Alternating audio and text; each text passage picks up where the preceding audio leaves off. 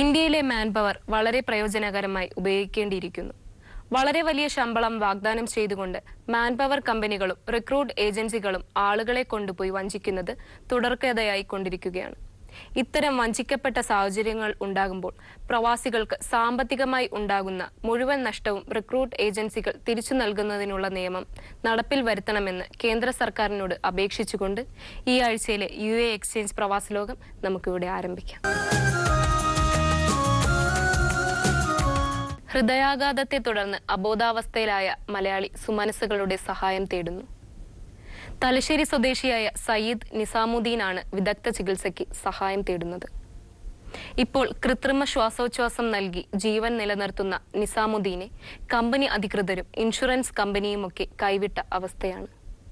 നാട്ടുകാരായ തലശ്ശേരി കൂട്ടായ്മയുടെ നേതൃത്വത്തിലാണ് ചികിത്സ നടക്കുന്നത്. വിദഗ്ധ ചികിത്സ ലഭ്യമാക്കിയാൽ രോഗി സാധാരണ നിലയിലേക്ക് തിരിച്ചുവരുമെന്നാണ് ഡോക്ടർ സാക്ഷ്യപ്പെടുത്തുന്നത്. എന്നാൽ മികച്ച ആശുപത്രിയിലേക്ക് മാറ്റാനോ വിദഗ്ധ ചികിത്സയ്ക്ക് നാട്ടിലേക്ക് അയക്കാനോ കഴിയാത്ത നിസ്സഹായരാണ് ബന്ധുക്കൾ. കുവൈറ്റിൽ ഇക്കാമ നിയമലംഘനത്തിന് പിഴ ഇരട്ടിയാക്കി തൊഴിൽ സാമൂഹികക്ഷേമ മന്ത്രി ഉത്തരവിട്ടു. ഇക്കാമ കാലാവധി കഴിഞ്ഞാൽ ദിവസം 2 ദിനാർ നൽകേണ്ടത് 4 ഉത്തരവിട്ടത്. ഇക്കാമ പുതുക്കുന്നതിന് 20 ദിനാർ നൽകണം. താൽക്കാലിക ഇക്കാമയ്ക്കും അതേ നിരക്കു തന്നെ. സന്ദർശക വിസ കാലാവധി കഴിഞ്ഞാൽ നിലവിലുള്ള 10 ദിനാർ പിഴ 20 ദിനാറായി വർദ്ധിപ്പിക്കാനും നിർദ്ദേശമുണ്ട്. വിവിധ വകുപ്പുകളായി ആലോചിച്ച ശേഷമാണ് റിപ്പോർട്ട് തയ്യാറാക്കിയിട്ടുള്ളതെന്നും സമിതി വ്യക്തമാക്കി. വീട്ടുജോലിക്കായി സൗദി അറേബ്യയിലേക്ക് പോവുകയും മനുഷ്യക്കടത്തിനിരയായി ദുരിതത്തിലാവുകയും ചെയ്ത വയനാട് സ്വദേശികളായ അബ്ദുൾ ആസിസ്, ആയിഷ കുഞ്ഞു ദമ്പതികൾ പ്രവാസ ലോകം തബൂക്ക് പ്രതിനിധി ഉണ്ണി മുണ്ടുപറമ്പിലെ നിരന്തര പരിശ്രമത്തിന് ഫലമായി നാട്ടിലെത്തിയിരിക്കുകയാണ്. ഇവരുടെ അനുഭവ കഥ നമുക്കൊന്ന് കേൾക്കാം. നിങ്ങൾ രണ്ടുപേരും കൂടി ഒരു സ്ഥലത്തേക്കാ പോയെ? ഒരറബിയുടെ വീട്ടില? അപ്പോ ഇതെങ്ങനെ നിങ്ങൾ രണ്ടുപേരും കൂടി പോകാൻ തീരുമാനിച്ചു? സാധാരണ ഒരാളാ പോവാറ്. ഞങ്ങള് പ്രായ കൂടുതലിന്റെ പേരില് രണ്ടാൾക്കും കൂടി ഉള്ള വിഷയം ഉള്ളതെന്ന് പറഞ്ഞിട്ട് അങ്ങനെ പോയതാ. നിങ്ങൾക്ക് എന്തായിരുന്നു പണി അവിടെ? ഞാൻ ഡ്രൈവറായിട്ട്. നിങ്ങൾക്ക് ലൈസൻസ് കിട്ടിയ അവിടെ? ഇല്ല, അതൊന്നും അറബി എടുത്തിട്ടില്ലായിരുന്നു. അതെ, അല്ല നിങ്ങൾ ചെന്നിട്ടാണല്ലോ ലൈസൻസ് എടുക്കുക. എടുത്തില്ല? ഇല്ല. അപ്പൊ എന്താ വണ്ടി എടുത്തിരുന്നു അവിടെ? അവിടെ വണ്ടി ഓടിക്കും ലൈസൻസ് ഇല്ലാതെ. എത്ര കാലം? 46 ദിവസം ജോലി ചെയ്തു. നിങ്ങളോ? ഞാനിവിടെ വീട്ടു ജോലി ചെയ്തു. കുട്ടികളെ നോക്കും. പിന്നെ അടുക്കളപ്പണിയൊക്കെ നമ്മൾ ചെയ്യും. എന്തെങ്കിലും സാധനം തീർന്നു കഴിഞ്ഞാൽ അവനപ്പം ചോദിക്കും ഇത് ആര് തിന്നെന്ന് ചോദിച്ചിട്ടാണ് അവനെ അടിക്കുന്നത്. അടിക്കുക, വലിച്ചെറിയുക, അങ്ങനെ കുറേയൊക്കെ സഹിച്ച് ഞാൻ. സ്ത്രീകളാണ്? അല്ല, അവനെ അടിക്കുന്നത്. അവന്റെ ഭാര്യ അത് പറയുന്നുണ്ട്, അവന് ഇച്ചിരി വട്ടുണ്ട്, അവളെന്ത് ചെയ്യാനാണെന്നാണ് അവള് ചോദിക്കുന്നത്. വാതിലടച്ചിട്ടാണ് അവന്റെ ഭാര്യന്റെ പേരിലുള്ള വിഷയാണ് ഞങ്ങൾക്ക് തന്നിരുന്നത്.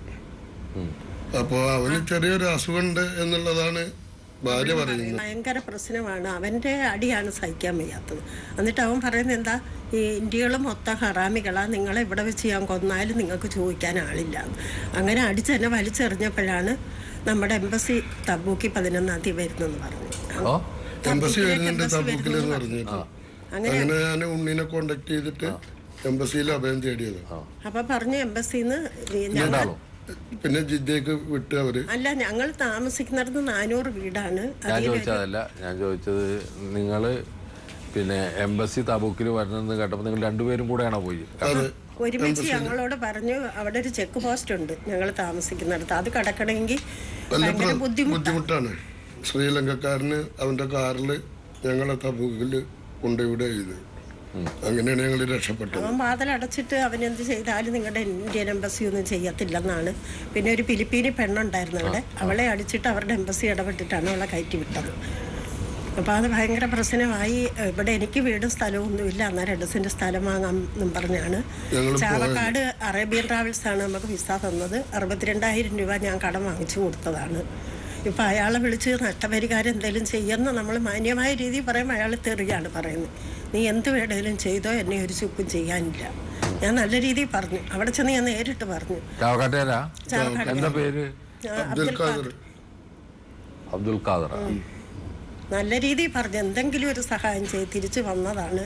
ഈ കഷ്ടതയെല്ലാം പറഞ്ഞിട്ട് അയാൾ രായ്ക്ക് രാമാനും ഒറ്റ ദിവസം കൊണ്ടാണ് ഞങ്ങളെ ബോംബെ ചെന്നിട്ട് എന്നാൽ ബോംബെ ഓഫീസ് കാണിച്ചു. ഇപ്പം വിളിച്ചപ്പോൾ പറയുന്നു ബോംബെയിലെ എംബസിക്കാർക്ക് ഞങ്ങളെ 2 ആളെയും വേണമെന്ന്, ബോംബെക്കാർക്ക്. ഞാൻ ചോദിച്ചു ബോംബെയിൽ എന്തിനാ പോന്നേ? വിസ തന്ന നിങ്ങൾ കൊണ്ട് ബോംബെയിൽ നിന്ന് ടിക്കറ്റ് സഹിതം തന്ന് ദുബായിൽ ഇറങ്ങി പോകണമെന്നും ഞങ്ങൾക്ക് അറിയില്ല. ഇയാൾ അതേ ഒട്ടിച്ചിരുന്ന സ്റ്റിക്കർ വലിച്ചു കയറി കളഞ്ഞു. 26-ാം തീയതി വിളിച്ചിട്ട് പറയാണ് 28-ാം തീയതി ബോംബെയിൽ നിന്ന് പോകണമെന്നും പറഞ്ഞിട്ട് ഞങ്ങളെ അയാൾ ഒരുപാട് അറബി മേല് നോച്ചു. എന്റെ അടി എഗ്രിമെന്റ് പേപ്പർ പോലും തന്നില്ല, അറബിന്റെ നമ്പർ, ടെലിഫോൺ നമ്പർ തന്നില്ല, എഗ്രിമെന്റ് പേപ്പർ തന്നില്ല, ഒന്നും തരാതാണ് ഞങ്ങളെ കയറ്റിവിടുന്നത്. നിങ്ങൾ പരാതി കൊടുക്കും, കേസ് കൊടുക്കും. അത് ഇവിടെ വന്നിട്ട് ചെയ്യാന്ന് ഉദ്ദേശിച്ചിട്ട് നിങ്ങൾ പിന്നെ കൊണ്ടുപോയ ആളുകൾക്കെതിരെ കേസ് കൊടുക്കുക. എന്നിട്ട് പിന്നെ നിങ്ങൾ നിയമപരമായിട്ടുള്ള നല്ല വക്കീലന്മാരെ കണ്ടിട്ട് കേസ് കൊടുക്കും. പിന്നെ നിങ്ങൾ നോർക്കയിലേക്ക് പരാതി കൊടുക്കും.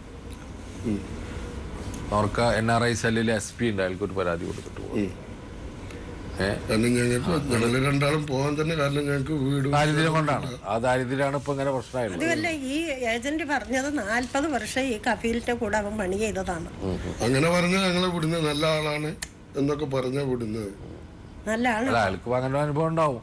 അയാൾക്ക് ഭ്രാന്തായുള്ളത് അയാൾക്ക് അറിഞ്ഞുണ്ടാവില്ല. അതാണ് 40 വർഷം നിന്നതാണ്. പൊയ്ക്കോ. അയാൾക്ക് മക്കളൊന്നുമില്ലേ? മക്കളുണ്ട് 3 എണ്ണം. മക്കളെ അടിക്കും അവൻ, മക്കളെയും പിടിച്ചിട്ട് അടിയാണ്. ഒരു 2 വയസ്സുള്ള കുട്ടിയെ അടിക്കുന്ന കണ്ടാൽ നമുക്ക് സങ്കടം വരും. നമ്മളെന്ത് ചെയ്യാൻ? നമ്മൾ പുറത്തോട്ട് മക്കൾക്ക് ഭക്ഷണം കഴിക്കാൻ പാടില്ല, ഭക്ഷണം കഴിച്ചാൽ മക്കടി. ഭക്ഷണം ഇല്ലെങ്കിൽ അത് ഇവള് വന്ന് എന്നോട് പറയും, ഞാൻ അവനോട് അത് ചോദിക്കുമ്പോ അവ എന്നെ അടിക്കും. അങ്ങനെയാണ് ഇപ്പൊ പ്രശ്നം. നമ്മളോടാ ചോദിക്കുന്ന 1 റിയാൽ ഇതാ കുട്ടികൾക്ക് റൊട്ടി മേടിക്കട്ടെ. പിന്നെ നമ്മൾ അവിടെ ചെന്ന് നമുക്ക് ആര് തരാൻ റിയാൽ? ഭയങ്കര പ്രശ്നമാണ് അവന്. അവന്റെ കയ്യിൽ ഒരു മാസത്തിൽ അവന് ആകെ കിട്ടും 1300 റിയാല് അവന് ബാലൻസ് കിട്ടുന്നത് അറബിക്ക്. ഞങ്ങളെ 3000 റിയാലിന് ശമ്പളം പറഞ്ഞു പോകാൻ ഞങ്ങളെ എങ്ങനെ അവൻ പോറ്റിക്കൊണ്ടുപോകാൻ? ശമ്പളം തരത്തില്ലെന്ന് പറഞ്ഞു. 30,000 റിയാൽ കൊടുത്തിട്ടാണ് ഞാൻ നിങ്ങളെ എടുത്തതെന്ന് പറഞ്ഞു.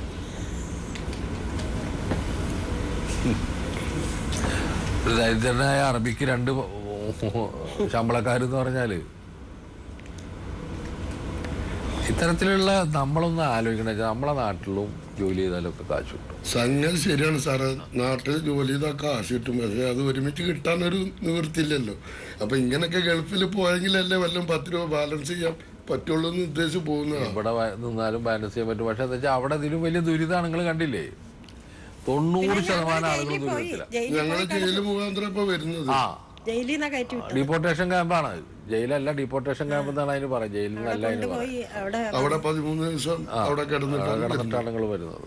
അപ്പൊ ഉണ്ണിയാണ് നിങ്ങളെ രക്ഷിച്ചു കൊണ്ടുവരുന്നത്. ഉണ്ണിയേട്ടനാണ്. അപ്പൊ ഉണ്ണിയെ പോലുള്ള കുറെ നല്ല പ്രവർത്തകരുള്ളതുകൊണ്ടാണ് ഈ പാവങ്ങളൊക്കെ രക്ഷപ്പെട്ടു പോരുന്നത്. ഇപ്പൊ എന്തായാലും വന്നതിൽ സന്തോഷം. എന്തായാലും നിങ്ങൾ നിയമ നടപടിക്ക് കാരണം ഈ കൊണ്ടുപോകുന്ന ആളുകളെ ഒരുപാട് കേസുകൾ നമ്മളടുത്ത് വരുന്നു.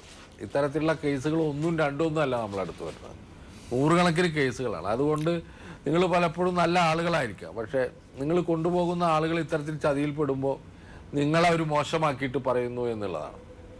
അപ്പോൾ പല ആളുകളും ഈ ട്രാവൽ ഏജന്റുമാരെന്ന് പറയുന്ന ആളുകൾ പല ആളുകളും നല്ല ആളുകളാണ്. പക്ഷേ അവർ ഈ ആദ്യം കുടുക്കിലുണ്ടെന്ന് വിചാരിച്ചിട്ടല്ല കൊണ്ടുപോകുന്നത്. അവിടെ ചെന്ന് കുടുക്കിൽ പെടുമ്പോൾ പിന്നെ അവർ രക്ഷിക്കാൻ പറ്റാത്ത നിലയിൽ അവരും പെട്ടുപോകുന്നു. അപ്പം അതുകൊണ്ട് മാന്യമായിട്ട് ട്രാവൽ ഏജൻസി നടത്തുന്ന ആളുകളോട് എനിക്ക് അഭ്യർത്ഥിക്കാനുള്ളത്, നിങ്ങൾ ഈ പണി നല്ലോണം ചെയ്യുമ്പോൾ നല്ലോണം ആലോചിച്ചിട്ട് വേണം. കേരളം വളരെ മാറിയ ഒരിതാണ്. വളരെ വേഗത്തിൽ മാധ്യമങ്ങളിലേക്ക് നിങ്ങളുടെ പേരും നിങ്ങളുടെ സൽപ്പേരും ഒക്കെ ഒരു ദിവസം കൊണ്ട് അപ്രത്യക്ഷമാവും. നിങ്ങൾ ചെയ്ത ഒരു ദീർഘകാല സേവനങ്ങൾ മുഴുവൻ വെള്ളത്തിലാവും. അതുകൊണ്ട് കഴിയുന്നതും വേഗം ഇത്തരത്തിലുള്ള ആളുകളെ കൊണ്ടുപോകുമ്പോൾ സൂക്ഷ്മമായിട്ട് പരിശോധന നടത്തിയതിന് ശേഷം മാത്രം കൊണ്ടുപോകുക. നിയമം ലംഘിച്ച് കൊണ്ടുപോകേണ്ടതില്ല. ഈ മൈഗ്രേഷൻ വഴി മാത്രം കൊണ്ടുപോയാൽ മതി. അങ്ങനെ അറബികൾ സുഖിക്കേണ്ട. നമ്മളാളുകളെ കഷ്ടപ്പെടുത്തി കൊണ്ടുപോയിട്ട് നമ്മൾ നിയമപരമായിട്ട് മാത്രം കൊണ്ടുപോവുക.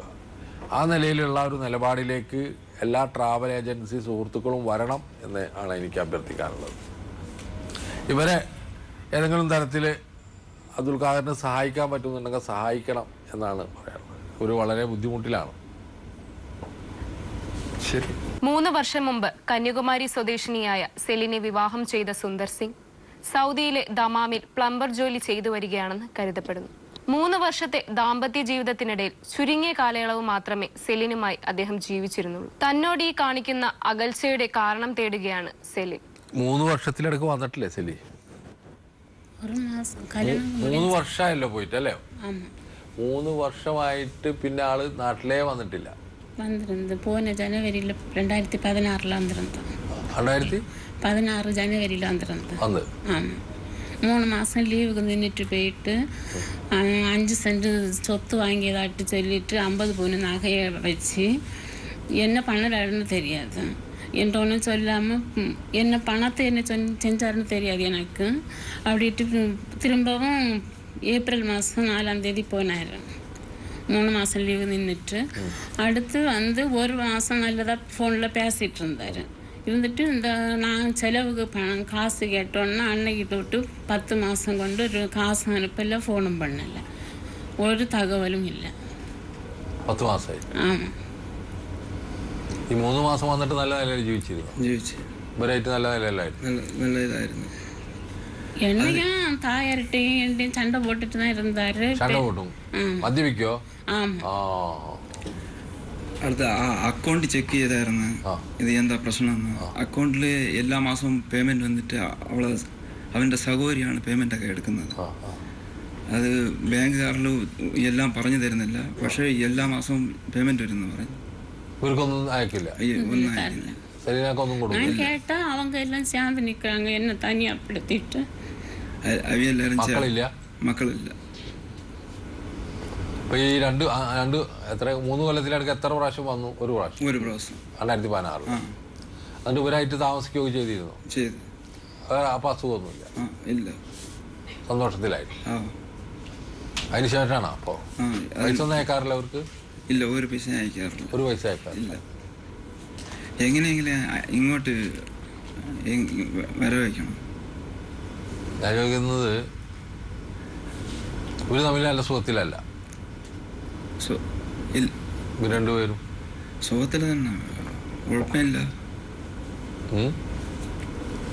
സന്തോഷമില്ല? സന്തോഷമുണ്ട്. കുഴപ്പമില്ല. ഡൈവോഴ്സ് വേണ്ട? ഇല്ല. അവർ വരണം. എങ്ങനെയെങ്കിലും വരണം. അവിടെ എന്ത് പണിയാ? പ്ലംബർ പറഞ്ഞിട്ട് പോയത് എന്തോ എങ്ങനെയാന്ന് ഒന്നും അറിയില്ല. എന്താ പണിയെന്ന് അറിയില്ല. പക്ഷെ അക്കൗണ്ട് നമ്പർ ഒന്നും ഇവൾക്ക് അറിയില്ലായിരുന്നു. പക്ഷെ ഞാൻ അവിടെ നിന്ന് പേരെ കുറിച്ച് സഹോദരി നമുക്ക് പുള്ളിയെ വരണം, അതാണ് നമ്മുടെ ആവശ്യം. നിങ്ങൾ തല്ലുവോ? ഒന്നും ചെയ്യില്ല? ഇതുവരെ ഇല്ലായിരുന്നു. അങ്ങനെ ഒന്നും ചെയ്തില്ല. അപ്പൊ നല്ല സ്നേഹത്തിലൊക്കെ തന്നെയാണ്. ആള് മദ്യപിക്കും നല്ലോണം അല്ലേ? ദമാമിലെ പ്രവാസലോകം പ്രവർത്തകരോടാണ്. സുന്ദർ സിംഗ് ഒരു തമിഴ് കന്യാകുമാരിക്കാരനാണ്. അവിടെ കുടുംബജീവിതത്തിലുള്ള തകരാറുകളാണ് ഇപ്പോൾ നമ്മളുടെ മുന്നിലായിട്ട് വന്നിട്ടുള്ളത്. വരാറില്ല, 1 വർഷമായിട്ട് വന്നിട്ടില്ല, 1 വർഷം വന്നിട്ട് തന്നെ ആയിട്ടില്ല. അപ്പോൾ ഒരു കുടുംബ പ്രശ്നമാണിത്. കാരണം ഒരു ദീർഘകാലമായിട്ടൊന്നുമില്ല, 1 വർഷമായിട്ടല്ലോ പോയിട്ട് തിരിച്ചു പോയിട്ട്. എന്തോ ചില പന്തികേടുകളുണ്ട്. നമ്മൾക്ക് ഈ ഭാഷ നിശ്ചയില്ലാത്തത് കൊണ്ട് ഇവരോട് മുഴുവൻ ചോദിച്ചറിയാനുള്ളൊരു ബുദ്ധിമുട്ടുണ്ട്. ഈ സുന്ദർ സിംഗിനെ നമ്മളെ പ്രവാസലോകം പ്രവർത്തകർ ഒന്ന് ഫോണിൽ വിളിച്ച്, ഫോൺ നമ്പർ ഇവർ തരും, ഒന്ന് സംസാരിച്ച് കുടുംബത്തിലേക്ക് തിരിച്ചയക്കാനുള്ള ശ്രമം നടത്തണം. ഇവർ വരുന്നത് അവർക്ക് അങ്ങനെ ഒരു ചാനൽ തമിഴ്നാട്ടിലില്ല എന്നുള്ളത് കൊണ്ടാണ്. നമുക്കതുണ്ട് എന്നുള്ളത് തന്നെയാണ് നമ്മളുടെ പ്രത്യേകതയും നമ്മളുടെ സൗകര്യവും. അത് വെച്ച് നമ്മളെ കൊണ്ട് പറ്റാവുന്ന സഹായങ്ങൾ മുഴുവൻ ഒരു കാലത്ത് നമ്മുടെ ഭാഗമായിരുന്ന കന്യാകുമാരിക്കാരോടുണ്ട് എന്നുള്ളതാണ് സത്യം. അപ്പോൾ സെലീനയ്ക്ക് അത്തരത്തിലുള്ള സഹായം നമ്മളിൽ നിന്ന് കിട്ടേണ്ടതുണ്ട്. പ്രവാസലോകം പ്രവർത്തകർ ദമാമിലെ, പ്രത്യേകിച്ച് കർമ്മോത്സുകരായിട്ടുള്ള പ്രവർത്തകരാണ് ദമാമിലുള്ളത്. അവരോട് പറയാനുള്ളത്, ഈ സുന്ദർ സിംഗിനെ കഴിയുന്നതും വേഗം ഫോണിൽ നിങ്ങൾ ബന്ധപ്പെടുകയും അദ്ദേഹത്തെ കാര്യങ്ങൾ പറഞ്ഞ് മനസ്സിലാക്കി നാട്ടിലേക്ക് അയക്കാനുള്ള ഒരു ശ്രമം നടത്തണം. എനിക്ക് തോന്നുന്നു പ്രധാന പ്രശ്നം മദ്യപാനാണെന്നാണ് എനിക്ക് തോന്നുന്നത്. അതാണ് കുടുംബമായിട്ട് ഇത്രയും അകന്നകന്നു പോകുന്നത്. നോക്കാം നമുക്ക് എങ്ങനെയെങ്കിലുമൊക്കെ അവിടെയുള്ളവർ എന്തായാലും നിങ്ങളെ സഹായിക്കും കേട്ടാ. സ്വദേശത്തും വിദേശത്തും കാണാതെയായവരെ തേടിക്കൊണ്ടുള്ള അന്വേഷണമാണ് പ്രവാസലോകം നടത്തുന്നത്. ഇത് പൂർണ്ണമായും സൗജന്യമാണ്. കാണാതെയായ ആളെക്കുറിച്ചുള്ള പൂർണ്ണ വിവരങ്ങൾ ഫോട്ടോ സഹിതം ഞങ്ങൾക്ക് എഴുതുക. ഞങ്ങളുടെ വിലാസം: പ്രവാസലോകം, കൈർലി TV, കൈർലി ടവർ, പാളയം, ട്രിവാൻഡ്രം 34. ഞങ്ങളുടെ ഹോട്ട്ലൈൻ മൊബൈൽ നമ്പറുകൾ: റഫീഖ് റാവുത്തർ 9847920104. ഞങ്ങളുടെ ഇമെയിൽ അഡ്രസ് pravasaloகம்@gmail.com. സുന്ദർ സിംഗിന് എന്താണ് വേണ്ടത്? എന്തിനായിരുന്നു അയാൾ സെലിന് ഇത്രയും അധികം സ്വപ്നങ്ങൾ നൽകിയത്? സുന്ദർ സിംഗിന്റെ മറുപടിക്കായി ഞങ്ങൾ കാത്തിരിക്കുന്നു.